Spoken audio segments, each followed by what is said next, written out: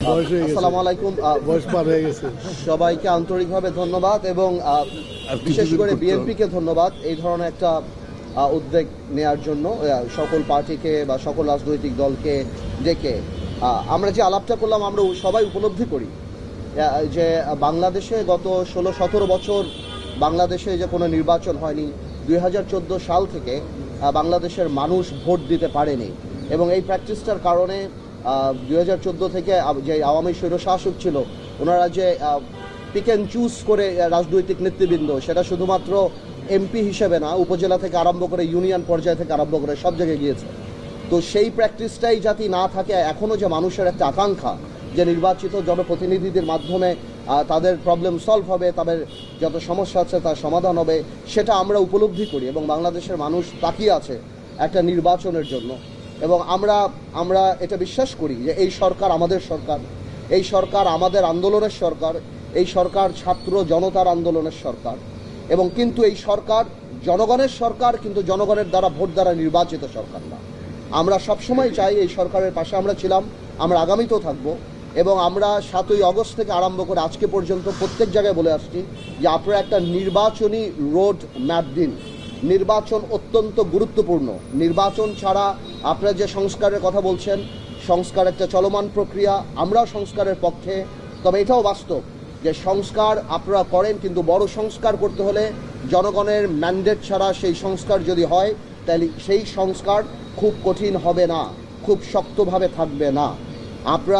আমরা আগেও বলেছি, এখনও বলেছি যে আমাদের সাথে একটা চার্টার হতে পারে, সনদ হতে পারে, একটা সাইন হতে পারে। বড় বড় সংস্কার এই বড় রাজনৈতিক দলগুলি আপাতত দিয়ে দিয়েছে। যেগুলি সংস্কার শর্টকাট করে যেগুলি একমত হয়েছে সেগুলি নিয়ে একটা সনদ করাই যেতে পারে, সবাই সাইন করতে পারে এবং তারপরে এগিয়ে যেতে পারে। কারণ জনসম্পৃক্ত কোনো সংস্কার আগামী সরকার যদি ছুঁড়ে ফেলে দেয় তাহলে জনগণ তাকে প্রত্যাখ্যান করবে। কিন্তু জনকল্যাণমুখী সংস্কার থাকবে কি থাকবে না অবশ্যই আগামী সরকার দেখবে, এবং জনগণের সরকার হয়ে থাকলেন সেটা অবশ্যই মানুষ সেটাকে রেসপেক্ট করবে। কিন্তু সংস্কারের নাম বলে নির্বাচনকে যদি পেছানো যায়, এবং একটা সরকার, একটা দায়িত্বশীল সরকার যখন বলে ডিসেম্বর থেকে জুনের মধ্যে নির্বাচন হবে, এই ধরনের আনসার্টেনিটি থেকে দেশকে কোনোদিনও একটা সরকার ঠেলে দিতে পারে না। একটা নির্বাচনী রোডম্যাপ কংক্রিট থাকতে হবে। দেখুন, আমরা এই সরকারকে আনার জন্য জেলে গিয়েছি, জুলুম সহ্য করেছি, নির্বাচন বয়কট করেছি, রাজপথে সব জায়গায় আমরা ছিলাম। আমরা কোনোভাবেও চাই না এই সরকার ফেল করুক। আমরা চাই জনগণের ইচ্ছা প্রতিফলিত হোক। এই সরকার সংস্কার করুক, যেটার পাঠ আমরা। কিন্তু এমন কোনো সংস্কারের জন্য জানি কালক্ষেপণ না হয়, যাতে করে এই দেশের মানুষ চিন্তা করা আরম্ভ করে যে আমরা কি আবার নির্বাচন কবে হবে, আদৌ হবে কিনা, এই ধরনের প্রশ্ন আসে। তো আপাতত আমরা সেই আলাপই করেছি এবং আমরা ধন্যবাদ জানাই, বিএনপিও আমাদের সাথে একমত হয়েছে এবং আমি শিওর অন্যান্য রাজনৈতিক দলে আমাদের সাথে একমত হয়েছে। এখন ওভার টু আমির খসরু সাহেব, উনি বলবেন উনি যেটা মনে করেন। একটা জি বলেন। আমরা তো দেখি যে বিএনপি প্রধানমন্ত্রী দেশের সঙ্গে কয়েক দফা বৈঠক করেছে এবং ডিসেম্বরের আগেই যে নির্বাচনের দাবি বিএনপি, সেই ব্যাপারে আলোচনা হয়েছে কিনা, এবং ডিসেম্বরের আগে নির্বাচন আপনারাও মনে করেন কিনা যে ডিসেম্বরের আগেই নির্বাচন হওয়া উচিত? বললো তো ডিসেম্বর আগে তো অবশ্যই নির্বাচন করা সম্ভব, বিকজ মেজর পলিটিক্যাল পার্টিগুলি যে সংস্কারগুলি দিয়ে দিয়েছে, ওনারা শুধু এগুলি কাটশট করে তারা বলে দিবে যে কোন কোন ব্যাপারে ওনারা একমত হয়েছে, আর যেগুলিতে একমত হয়নি সেগুলি তো আর নেগোসিয়েশন করার সুযোগ নাই। সেগুলি যদি ওনারা জনসম্মুখে বললেই পারে। যদি জনকল্যাণমুখী কোনো সংস্কারে আমরা একমত না হই তাহলে সেটা তো জনগণ আমাদেরকে প্রত্যাখ্যান করবে। কিন্তু তার মানে তো এই না যে প্রত্যেকটা পিন পয়েন্ট ধরে আপনি যদি এরকম পারপিচুয়াল টাইম নিয়ে যাবেন যে সংস্কার কবে হবে, এবং জাতি এরকম একটা আনসার্টেনিটি থাকবে, রাজনীতি আনসার্টেনিটি থাকবে, দেশের ইকোনমি আনসার্টেনিটি থাকবে। আজকে বড় বড় ইন্ডাস্ট্রি থেকে আরম্ভ করে কলকারখানা, মানুষ কেউ ইনভেস্ট করতে যাচ্ছে না, এই চিন্তা করে ইলেকশনের পরে হবে, ইলেকশনের পরে করব। স্টেবল গভর্নমেন্ট নাকি বৈদেশিক যারা আমাদের বন্ধুবান্ধব বা অন্যান্য দেশ আছে তারাও পর্যন্ত এই সরকারকে ওই সিরিয়াসলি তারা নেবে না, বিকজ আপনার টার্ম কতখানি সেটার উপর নির্ভর করে যে লং টার্ম আপনার কী হবে। তো আমার মনে হয় যে এই কালক্ষেপণ এখন না করে নির্বাচনী রোড ম্যাপটা এখন জনগণের দাবি, আমার মনে হয় সেটাতেই কনসেন্ট্রেট করা উচিত এই সরকারের। যে এখানে যদি কোনো দ্বিমত হয় সেটা তো গভর্নমেন্টের এটা তো জনগণের ম্যান্ডেটের উপর নির্ভর করবে। আপনার তো কোনো সুযোগ নাই আপনি কাউকে বাদ দিয়ে সংস্কারটা করার। দ্বিমত তো থাকতেই পারে, প্রত্যেকটা রাজনৈতিক দল তার নিজস্ব মতামত থাকতে পারে, বাট আমাদের কথা হলো যেই সংস্কারগুলো সবাই একমত হয়েছে এবং বাকিগুলি যেগুলিতে একটা ন্যাশনাল সনদ নিয়ে বা একটা চার্টার করে নির্বাচনমুখী হয়ে গেলেই হয়। আপনি 50টা রাজনৈতিক দল 50টা ব্যাপারে অনেক কিছু ওপিনিয়ন থাকতে পারে, তার উপরে ভিত্তি করে ওই একমত হব ওই চিন্তা করে আপনি তো আর এই নির্বাচনকে পিছিয়ে নিতে পারেন না, বা আপনি এটাকে একটা ঘোলাটে পরিবেশ সৃষ্টি করতে পারেন না।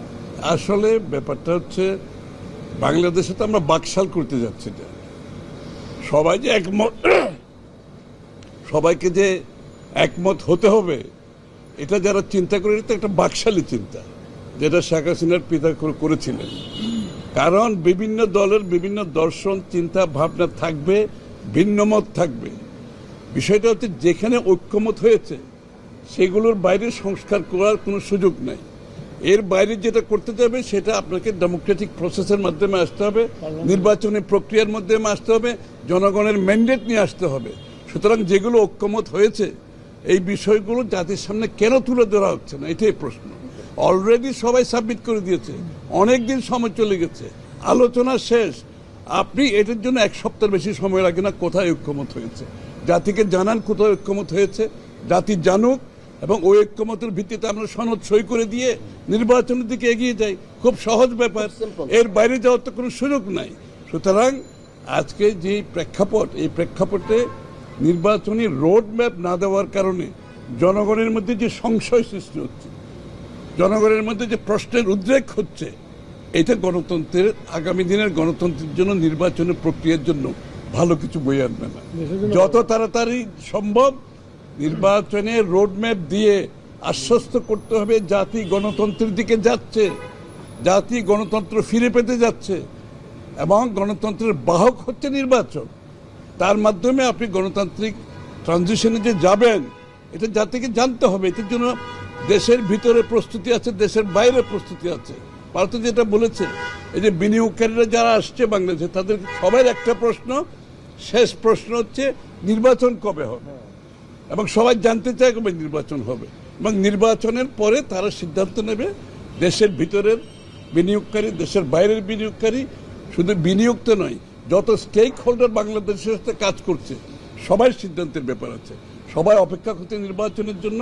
সুতরাং যেখানে ঐক্যমত হয়েছে এগুলো ডিক্লেয়ার করেন, সনদ সই করে দিয়ে নির্বাচনের রোডম্যাপ অতি সত্বর দিয়ে এই সংশয় থেকে জাতিকে মুক্ত করে দেন। সবাই গণতন্ত্রের পথে চলতে চায়, সবাই গণতান্ত্রিক অর্ডার ফিরে পেতে চায়, বাংলাদেশের মানুষ তার মালিকানা ফিরে পেতে চায়। ধন্যবাদ।